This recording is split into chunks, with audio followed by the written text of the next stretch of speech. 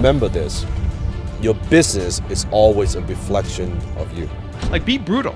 Crush me into the ground. Tell me I suck and I'm the world's biggest idiot. Being a professional means being the best in the world. That doesn't just come with skill, that comes with discipline. Rise and shine, it's Espresso time. What's up, Believe Nation? It's Evan. I believe in you, and this channel is designed to be a part of your daily success routine. So let's start your day off right together. Grab your coffee and sip on today's message.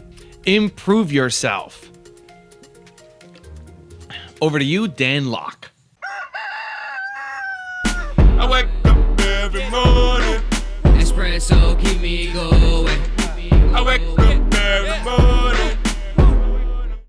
Many years ago when I first met my mentor, and I was telling him about all these businesses that I had started. I said, hey, you know, Alan, I started all these businesses and somehow, I don't know, man, I'm not making enough money, I'm struggling. I don't know why. My customers, they're like cheap, they're very difficult to deal with, and oh man, I don't know, the economy, and it's kind of sucks, and I think I pay too much in taxes. I was rambling on and complaining and bitching about all these things, and he said, stop. I said, what? He said, stop. I said, what do you mean? He said, stop. He said, it's very simple, Dan. Let me teach you something. He said, if your business sucks, it's because as a business person, you suck. I said, what? No, I work hard. I said, I was very defensive. I was like, I learned and I try to do my best and try to serve my customers. He said, no, you suck as a business person. He said, if you got sales problem, it means you suck as a salesperson. If you got employee problem, it means it sucks that you're a manager and a business leader. It's very, very simple. He said, remember this, your business is always a reflection of you. Your business is always a reflection of you. Nothing more. So if you think about it, why most businesses fail?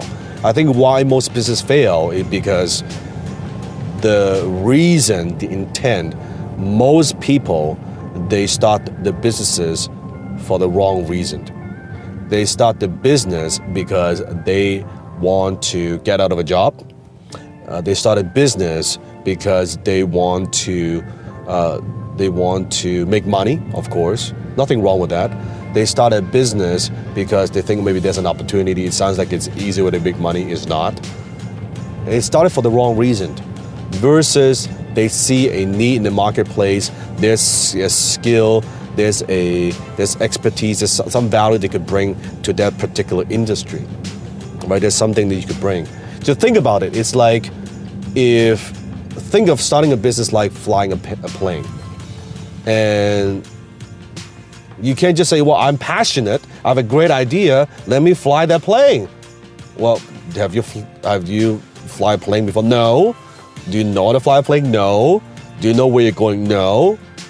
But it looks like fun, let me get on a plane. What are the chances of you crashing? Very high. And that's why statistics shows 90% of small business fail in the first 5 years. Even the ones who survive after 5 years, most of them don't pass the $1 million mark. They're just kind of surviving. And that's why people go into business for the wrong reason, and they go into business without the proper training, without the skills. I could tell you when I had all those failures, when I started all these crazy businesses, and why they failed, it's not because the vehicle, it's because of me as a business person, that I didn't have the business acumen, I didn't have the business experience, I didn't know anything about leadership, marketing, sales, negotiation, raising capital, any of these skills I have today. So everything I did, it didn't work because I was a lousy business person. I sucked as a business person, but I learned from my mistakes, and that's the good thing about business. You could suck many, many, many years. When you get better, you learn from it, you suck less.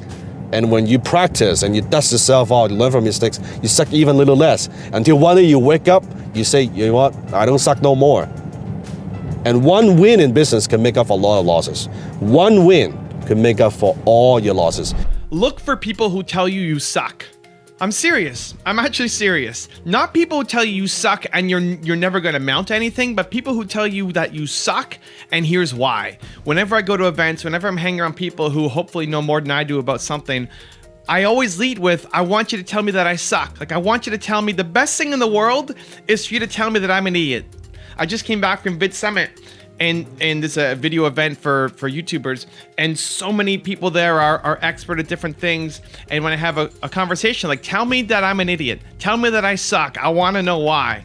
I had a meeting with a guy from rev.com. They do captions on the videos, so they transcribe a video and put it into English captions. And I've tried them for hundreds of videos, and I couldn't prove an ROI. I couldn't make it work. It's like, this seems like a best practice, everybody says to do it, but I do it on my videos and it doesn't seem to work. And so I'm meeting with the guy. I'm like, I would love for you to tell me that I suck, that I'm an idiot. Because why? Because if I'm an idiot, if I made a mistake, then it's the best thing in the world for me. Then I can grow my channel. And I don't want to just suck, I want to suck at scale.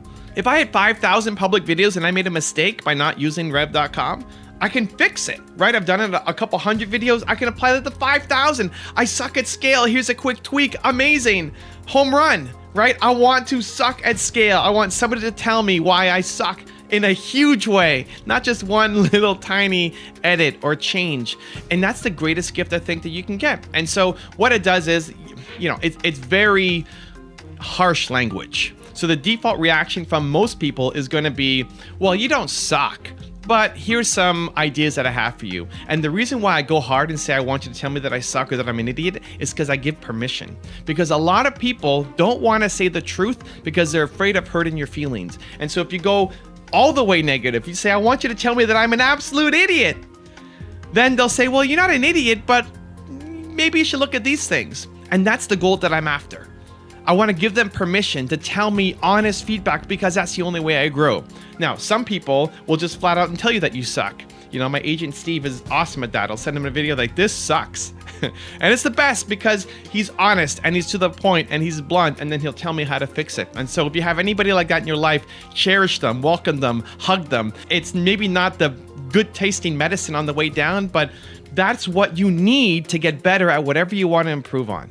So I would start by making a list of all the people who can give you feedback. Make a list of everybody you know, who's in your network, who you have some kind of loose connection with, and say, I'm trying to get better at this. Like, this is my ambition. I want to be world class at this thing, but I'm not hitting my marks yet. I know I'm not good enough. Please look at my thing if you have 5 minutes and tell me why I suck. I want you to tell me why I'm an idiot, please. Send that email out, call people up, send that text out.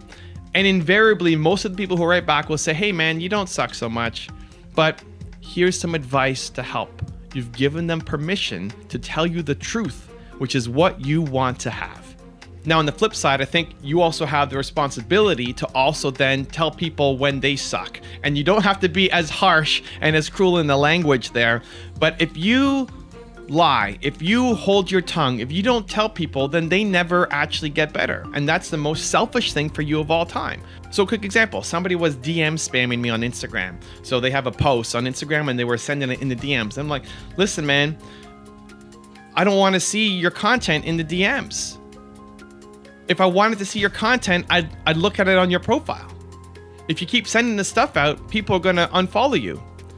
And then the immediate reaction was super defensive. Like, no, I'm just trying to provide value. No, man, you don't understand. I'm like, listen, man, I understand. You're trying to get more exposure for your content. This is not the way to do it. I want you to win. I'm on your side. I want you to win.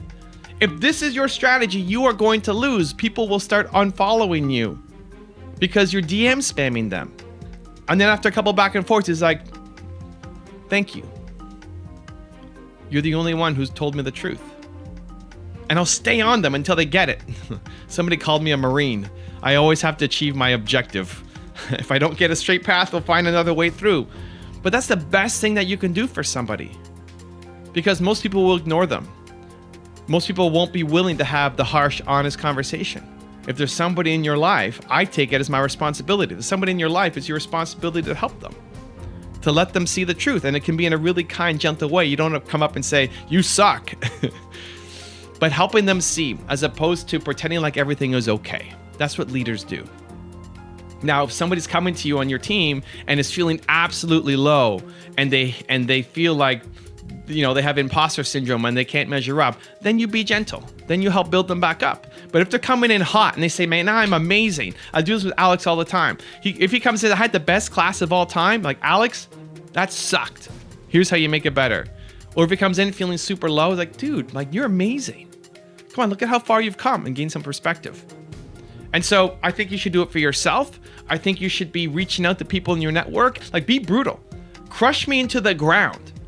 Tell me I suck and I'm the world's biggest idiot, right? As far negative as you can go, so it gives them permission. But then on the flip side, you being a leader as well and taking it as your responsibility to give honest feedback to the people around you to help them achieve their ambitions when everybody else is covering up the truth and lying. I think it's your responsibility. Now, I've got a really special bonus clip for you, but before that, I want to know, what is one thing that you're really trying to get better at? What is one thing that you wished somebody would say, you suck at this, and here's why? Let me know. Leave it down in the comments below. Fight, expect to be uncomfortable.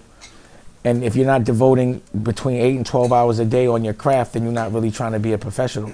Right. Like, you got to realize you're trying to be competitive. Being a professional means being the best in the world. That doesn't just come with skill, that comes with discipline. Right. You know, that means you have to have a certain kind of work ethic. That means you're doing things that most won't. Right. People really don't understand it. Like, they think they got skill, so everything's going to come to them. Skill is actually like a curse. I've seen people with no skill that realize it and understand that they have to work hard to get this skill, work so hard that they do better than the people that have skill, and that are arrogant and entitled, that feel that it should just come to them, and then they just become a waste. Right. You know, having potential is bullshit if you don't realize it. Right. It becomes corny. Like, you're the cool guy when you have potential, but like 10 years later, if you don't realize it, then you're the corny guy. Right. You know what I'm saying? And I never want to ever be that guy. Hey, man, I'm 20 years old in contracting here in Michigan. My biggest question is, how do you gain credibility in business being young in an industry? Yeah, so good question. I'm glad you said new to the industry, not because you're only 20 years old. You got to become the expert, buddy. I don't know how to tell you this any other way. You got to become the expert in the room. You got to know more than everybody else. You got to be, like people say, oh, if you're in a room and you're the smartest guy in the room, you're in the wrong room. You go in a room, dude. You need to be the smartest guy in the room. You need to be the guy in the room that sucks the oxygen out of the room.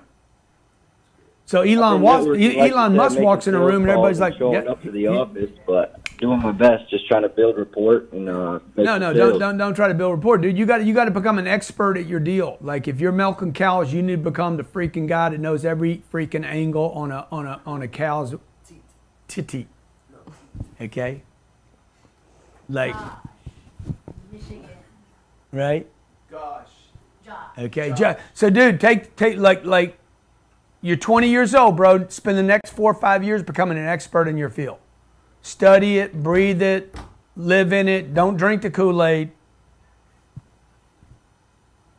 Do backstrokes in it.